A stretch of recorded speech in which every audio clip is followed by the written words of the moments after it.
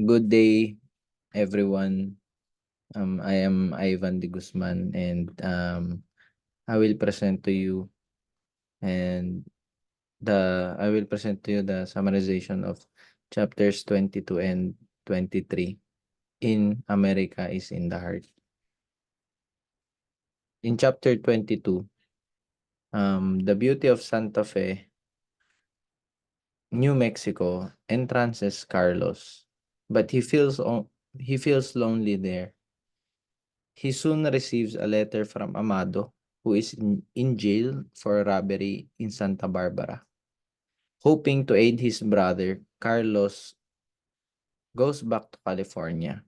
He hires a lawyer to take Amado's case, but the lawyer fails to get Amado released. When Amado is finally released, he takes a job as a cook while Carlos works for a milk company.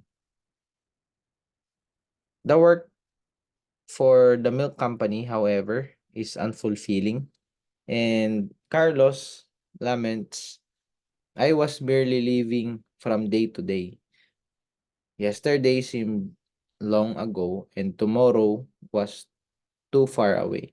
So, during nung work niya sa milk company, ganun yung feeling niya na parang ang tagal na nakalipas yung kahapon at parang ang layo naman ng bukas, parang ang tagal, parang gano'n. So, meanwhile, si Amado naman, um, binili niya yung restaurant at, yung sa taas, parang pinaupahan niya na parang hotel, tas yung sa baba restaurant. So, the business initially prospers but it soon attracts Amado's old friend who take up all the spaces and eventually force Amado to close the establishment. So, gano'n yung nangyari, yung kaibigan ni Amado, naging interested do'n sa building na 'yun or do'n sa restaurant na 'yun, and ayun, kinuha niya lahat 'yun at napilitan um, Amado na isara na lang yung establishment. So, the milk company also fires Carlos around this time. So, ah kumbaga na-fire siya dun sa trabaho niya dun sa milk company nung time na yun. Para medyo, malungkot para sa kanya yung mga nangyaring during that time. Unemployed Carlos retreats to the gambling houses where he runs into Alfredo. Yang si Alfredo, partner yan ni Amado sa bootlegging, gambling, and sa pagnanakaw. So, si Alfredo shows off a large wad of money and tells Carlos that America is about survival of the fitness, or survival of the fittest. Alfredo disappears not long after. Carlos then works a series of jobs, picking flowers and washing dishes. Dahil nga na-fire siya doon sa trabaho niya sa milk company, and yun, na-force siya na magsara yung building. So, one day, he visits a grocery store and chats with a clerk named Judith. Her beauty draws Carlos in, and she reads him a story from a book. So, yung book na yan, sinisimbolize niya yung education and hopeful path out of ignorance that it provides. So, yun yung book na yan.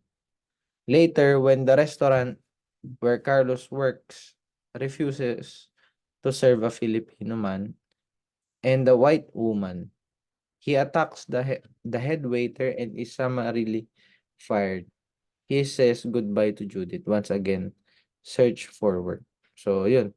Eventually, after nung nakilala niya si Judith, yung clerk sa restaurant, ay di katagalan, eh, paalam na rin siya sa kanya dahil nga, yun, na-fire na naman siya. Siyempre kailangan niyang lumayo sa lugar na yun para maghanap na naman ng trabaho. So, Jose and Carlos make associations, new temporary general headquarters in Lompoc, and begin a new membership campaign. Carlos recognizes how vegetable companies split up Mexican and Filipino sugar beet pickers in an effort to dissuade unionization and keep the two groups antagonistic toward each other. This type of fascism, he notes, impedes the labor movement everywhere. In chapter 23, in Pismo Beach, Carlos finds Mariano and two other companions living in a cabin. So, si Mariano, he is a former clothing company agent with a pencil mustache whom Carlos met in Macario's Los Angeles hotel. So, yun yung background ni Macario. He lives with them and they spend their nights in the gambling houses. Seeing that Carlos is hungry, a Korean woman takes pity on him and lets him eat in her restaurant. After one of Mariano's companions dies, he burns down the cabin and leaving Carlos homeless again. Carlos goes to Seattle, where he again meets up with Julio in a Japanese gambling house. So, si Carlos talaga mahilig talaga siya sa pagsusugal. Kaya doon niya nabubuhos yung oras niya sa pagsusugal dahil ganun din yung gusto ng mga kaibigan niya. So, Julio teaches Carlos the art of gambling and shows off his spoils from pickpocketing, which he calls work of art. So, yang si Julio, close friend ni Carlos, na siya yung lumigtas sa buhay niya sa apple orchard where they worked before PyQ. So, mamaya, yung PyQ, yan yung Chinese gambling game. Yan yung nilalaro nila. So, si Julio encourages Carlos to work the gambling houses and soon Carlos becomes adept at earning money through gambling, particularly at the game of PyQ. So, yun nga, tulad ng sabi ko, yung PyQ ay Chinese gambling game. So, he works the gambling houses in Portland and San Bernardino and earns $500. So, this is the life for me in America, he says. So, ganun. Para sa kanya, ganun yung buhay doon sa Amerika na isang biglaang kita ng malaki sa pagsusugal. So, Carlos goes to the mall, to the small island of Coronado, where he meets up again with Frank in a Filipino clubhouse. At the clubhouse, Carlos plays more PyQ. So, sugal pa rin. And he successfully cheats several Filipino laborers out of their wages. So, ayun, marami na siyang naloko na kapwa Pilipino. When Carlos learns that one of the men has a hospitalized wife, however, he buys the men groceries. He briefly considers an affair with Frank's Mexican girlfriend, but considers and leaves for Stockton. He plays in the Japanese gambling houses, but becomes dispirited and finds a hotel room in San Luis Obispo.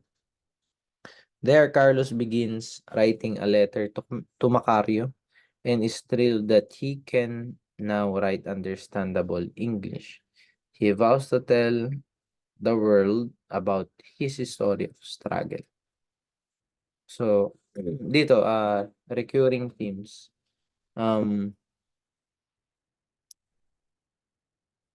Beauty in despair. So, Carlos learns values amid life's challenges. He often realizes the beauty out of the ugliness of his experiences in America. So, yun nga, maraming kumbaga malas o hindi magandang nangyari sa kanya sa Amerika nung dito sa chapter na ito. Dahil nga katulad nung nangyari na doon sa building na na-force siya na ipasara, tapos ilang beses siyang na-fire sa trabaho niya. So, kahit na gano'n yung nangyari, si Carlos becomes hopeful sa buhay, 'no? And dito sa chapter 22, Carlos becomes hopeful about Amado after his jail time. And Amado tries to find appropriate job instead of committing more crimes. So, yun din nga dahil naano siya dun sa pickpocketing na yung pagnanakaw akala niya, art yun. So, this shows their connection as brothers and how important it is most especially in difficult times. And next is the poverty and survival. In poverty and survival, characters in the novel have their own struggles trying to emerge from poverty. So, naghirap nga sila nung time nila na nasa Amerika sila. And so, Amado being jailed for doing crimes to survive. And another one is Carlos' endless efforts to find shelter and job moving from places to places. Dahil nga, lagi siyang nafa-fire. So, lagi siyang naghahanap ng trabaho. So, kaya yun, na palipat-lipat rin siya ng lugar. So, this is my report in chapters 22 and 23. Thank you.